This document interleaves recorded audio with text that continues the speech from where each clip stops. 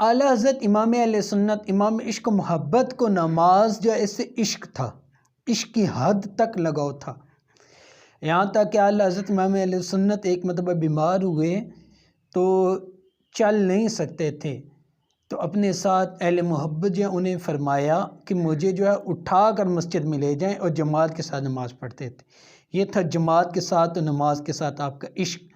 اس طرح ایک مرتبہ اعلیٰ حضرت امام اہل سنت جو ہے وہ ٹرین کا سفر کر رہے تھے، مغرب کا وقت تھا، اعلیٰ حضرت امام اہل سنت نے نماز مغرب ادا فرمانی تھی، تو جس اسٹیشن پر ٹرین رکی تو اس سے 2 منٹ کے لیے وہاں پر رکتی تھی، تو اعلیٰ حضرت نے نماز پڑھنی تھی، بڑی فکر تھی، تو جیسے ہی ٹرین رکی تو آپ نے نماز جو اس کی نیت باندھ لی، تو آپ کے پیچھے آپ کے اہل محبت جو ہیں انہوں نے بھی جماعت کے ساتھ نماز شروع کر دی آپ کی اقتداء میں۔ لیکن قربان جائے یہاں پر اعلیٰ حضرت کے عشق سے کہ جب آپ نماز پڑھ رہے تھے تو 2 منٹ سے اوپر جتنی دیر بھی گزر گئی وہ اتنی دیر ٹرین نہیں چل سکی تھی،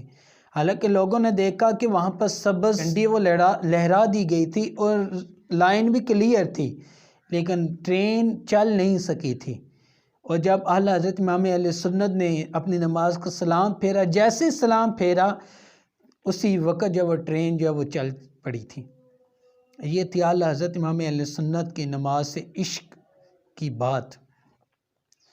اور یہاں پر ایک کرامت بھی ہے کہ آپ جب تک نماز پڑھتے رہے تھے تب تک ٹرین نہیں چلی تھی، اور جیسے ہی آپ نے نماز مکمل کر لی تب جا کر ٹرین چلی تھی۔ تو پیارے اسلامی بھائیوں، آپ غور کرو کہ ہم جناب گھر کے اندر قریب والی مسجد کے اندر جا کر بھی نماز نہیں پڑھ سکتے ہیں، اور ہمارے بزرگان دین کا نماز سے عشق تو دیکھو کہ جناب چلتی ٹرین میں بھی سب سے بڑی انہیں جو فکر ہوتی تھی، سب سے بڑا جو انہیں کا مسئلہ ہوتا تھا وہ نماز پڑھنا ہوتا تھا، اور ہمیں گھر کے اندر جناب 2 منٹ کے فاصلے پر مسجد میں جانا ہوتا ہے، تو وہ جناب ہمیں توفیق نہیں ملتی ہے کہ ہم جماعت کے ساتھ نماز پڑھ سکیں۔ جماعت کے ساتھ پڑھنا تو دور کی بات ہے، نماز ہی پڑھ سکیں ہمیں یہ بھی توفیق نہیں ملتی ہے، اور پھر ہم بڑے بڑے عشق کے دعوے کرتے ہیں۔